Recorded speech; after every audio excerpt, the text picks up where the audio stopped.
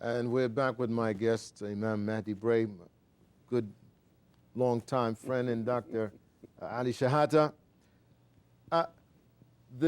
This radical narrative that plays upon the emotions, we've talked about this, of particularly young people. But they're using the Quran. They're using the Quran, verses from the Quran, great scholars, Ibn Taymiyyah and others. How do you combat that with Al-Maghrib or any other teaching mechanism? All right? How do you do it?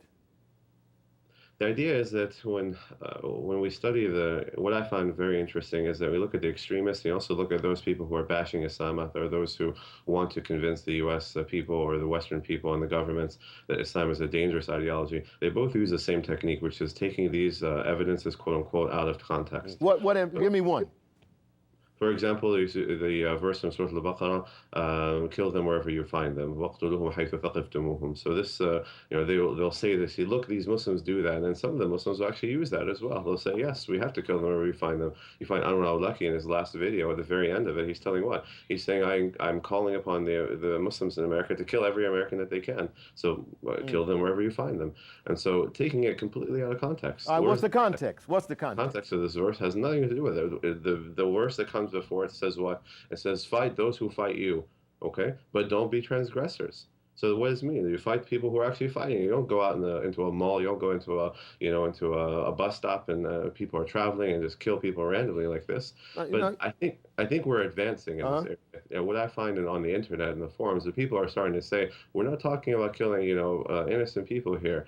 But the problem that comes is now, okay, how do we define an innocent person? Because they want to play this game where, well, so and so is not really innocent because they pay taxes. Okay, so we asked the question, when the Prophet ﷺ, when he sent people to fight Rome, okay, when Abu Bakr and Umar, when they sent people to fight Rome, Rome is well known historically for their oppressive tax system. So why didn't they go and kill, women and children? The Prophet bade that.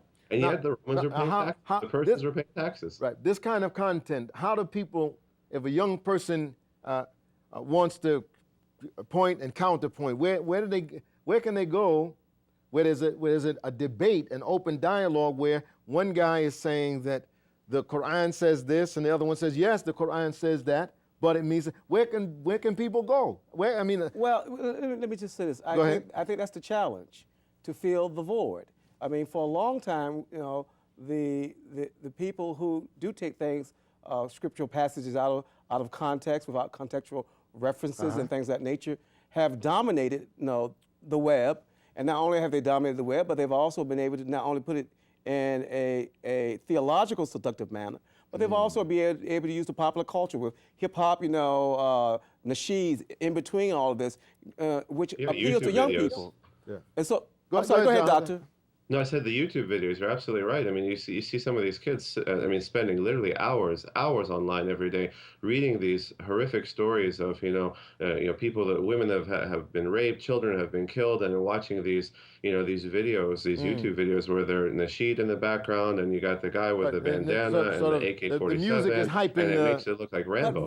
But the responsibility is upon the Muslim religious leaders, upon the activists, upon the educators to compete with that narrative, and that's where I think that's where the rubber meets the road. I think that's where I think that's where we're getting called out. Yeah, we're moving. We are getting called out, and I think it's.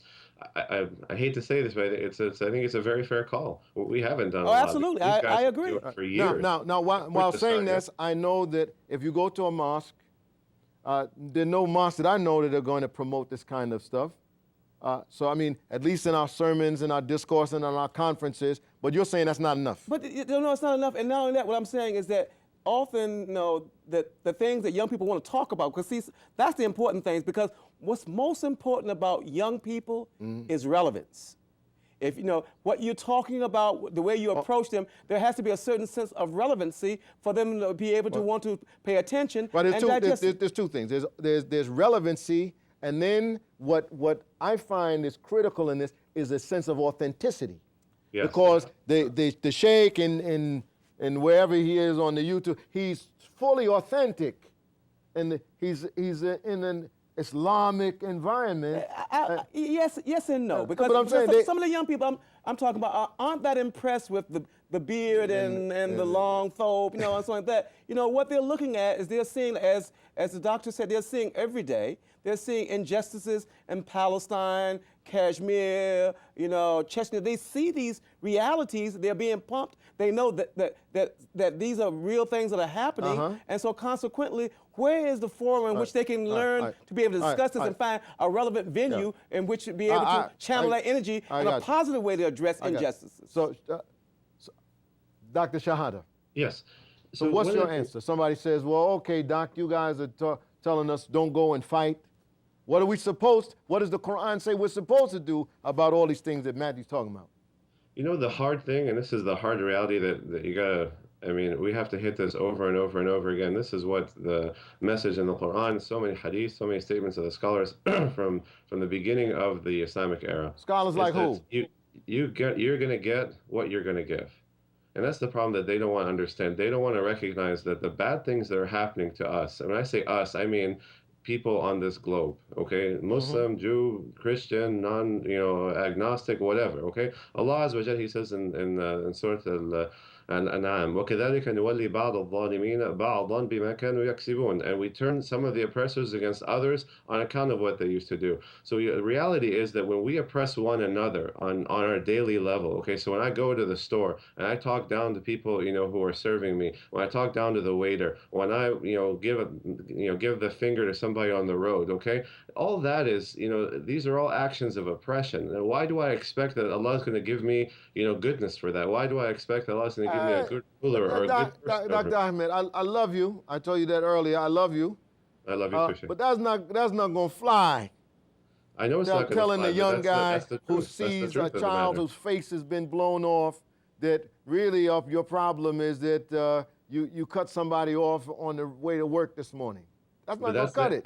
That's what the Quran is saying, and so that's the whole problem. Is that what are we going to do about that? And so we have also the statements of the Prophet ﷺ that He's going yusallitu alaykum, that Allah is going to put over you people who treat you the way you treat one another, and that's the whole situation. When we look at Ali, I'll give you at least one. There was a recent study that was done that said 83% of the people who are killed in many of these conflicts in the Muslim world are killed by other Muslims. Yes, that's absolutely true. So maybe that might be to the point to say to them, hey man, in Palestine, you've got Muslims fighting each other. In Iran, you've got Muslims fighting each other. In Iraq, in Afghanistan. But I think there's a skill set. How they're going to counter that? But I think there's a skill. Hold on, Shahada, hold on a second. Matthew wants to say something. But I think there's a skill set that has been proven over and over again on how to deal with young people. And what I'm saying is, if you don't have a young person's attention, if you don't have their buy-in and tie-in, it doesn't matter. So you first of all, you have to get their attention. Because if you don't get their attention, then no matter what you're saying, it doesn't resonate. So I'm just saying what the doctor is advocating in terms of the adab of a Muslim and all of that. Yes, but you have to create a setting and an environment where these type of views and values a way that young people can buy in, but you can't buy in unless you at least be aware of the realities of young people, and that becomes a big challenge because often people who work with youth. If I could say something that I love what you're saying, and I think it's a beautiful point. But to say that young people are just one group I don't think that's correct, because we have some young people who espouse this, some espouse. So there's a lot of different ideas out there, and so we need an idea like a certain approach to every different group, and that's when we try to generalize and say this idea is going to have to work. No, but I don't think I'm not advocating a one size fits all. But whoever they are, got to get their attention. What I am saying is at least whatever group you're dealing with have at least some working knowledge of what you're dealing with, so you'll know how to bring the approach. I think often we have the information, but our methodology of imparting the information is not consistent with whatever group it may be. Whether it's somebody who's more with an urban setting, a lack of an urban setting, all different types of things. But my point is, no, I'm not advocating one size fits all, but what I am advertising is adjusting the methodology so it reaches out to the broadest masses of young people, and often that deals with relevance. Right, now I'm going to stop. I'm sorry to stop both of you. We are, This is a very invigorating conversation we have. You've got Straight Path. How can people get involved, find out about it? Mass Freedom, www.massfreedom.org. M-A-S, not M-A-S-S. No, not M-A-S-S, Mass, Muslim American Society, massfreedom.org. If you go there, you'll find out more information about the Straight Path Project. You know, also Sohaib Webb works very closely with us, so there are a lot of stuff like that. And again, Zaytuna. Al-Maghrib, how can people get involved in the information that counters this narrative? One of the, I would actually encourage them first to go to muslimmatters.org. muslimmatters.org.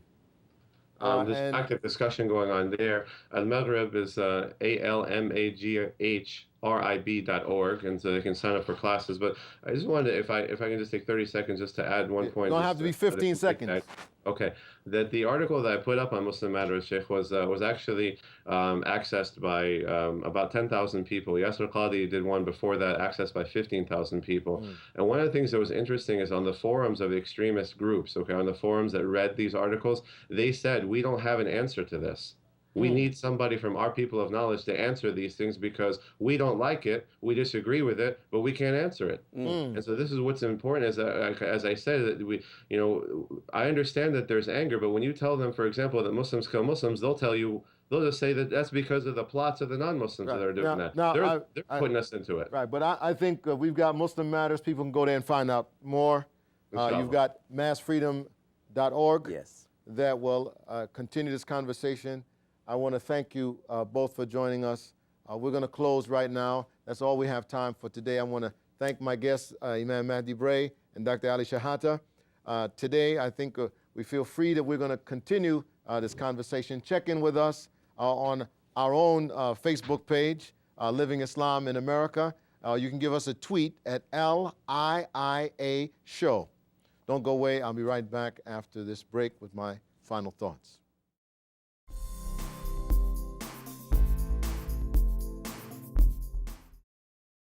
I want to take this time to thank our audience always for being engaged and keep watching Living Islam in America.